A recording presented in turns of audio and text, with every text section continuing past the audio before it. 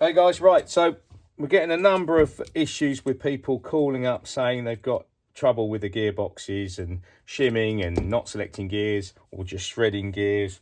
So I'm just going to go through some shims that are relevant to you putting a new gearbox in or a Kickstart shaft, etc. So let's start with the Kickstart shaft on a Z190.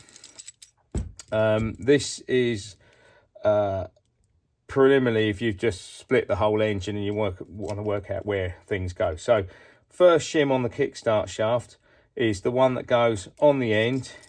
It's never a perfect fit. It's a 22 by 14 by 0.8. Sometimes they vary up to a mil, up to 1 mil thick. Goes in on the shaft. Either we put it on the crankcase first with a dab of grease. That goes into it and then drops into the case. And then when your crankcase is gone on, there's no other shims inside the case after you pulled your spring round and located that. Crankcase goes on, and then you've got these two large shims which are 26 by 20 by sort of 1 mil. Sometimes they're thinner. So you've got a circlip down there on the shaft already. Drop one on, followed by your gear, obviously with the serrations to match the other side. Followed by another one of the same shim, 26 20 by 1, followed by your circlip, and then that's it. That's everything on that part of the shaft. And before the clutch cover goes on, you've got it's normally about 22 23 by 16, subject to the shaft size, but all the 190s are 16, and they're normally about a mil 0.9 thick. So that's everything on that shaft that would be when you put the engine together. Right, so, oh, yeah, we'll come back to that one in a minute. So your gear clusters. Now, there are no shims on the output side. There's nothing on either of the shafts. So make sure you've got nothing on there. We're seeing that where people have managed to get shims in there, but we're not sure why. So nothing on that side. The only shaft that has a shim is the output shaft. And that has this little shim here, which is a 16 by about 24 mil, and they're normally only around about 0.8 thick. That sits on the shaft before the crankcase goes on. Nothing on this one whatsoever. That needs to have quite a bit of end float, about a mil end float, because that is also controlled by when you put the clutch basket on and the dog lock washer.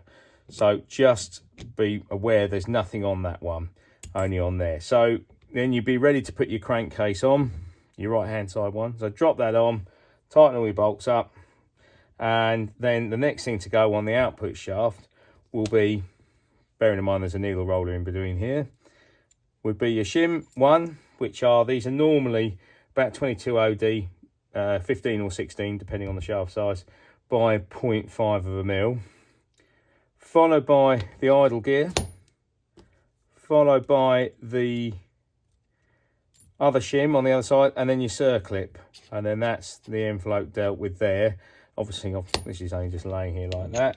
Now the other thing I'd like to show you is on the actual input shaft. We've seen this more often than ever now, that the circlip on the first part of the shaft here has been busted, not broken but pushed off down the shaft, and we've been trying to work out how that's been happening, where people have put their engines together, and we worked it out that they haven't. Let me go and get a dog washer. I haven't really thought this through yet, but this is the thing.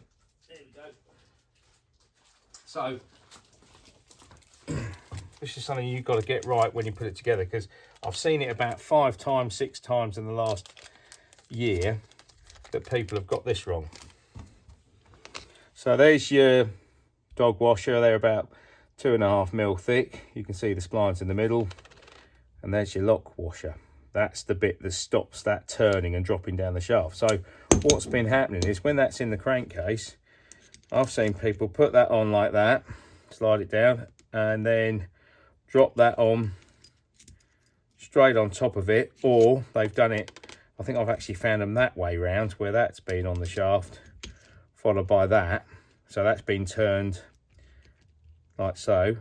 And what happens is it allows the when you pull the clutch lever, it pushes on the shaft. This is not supported by this shim.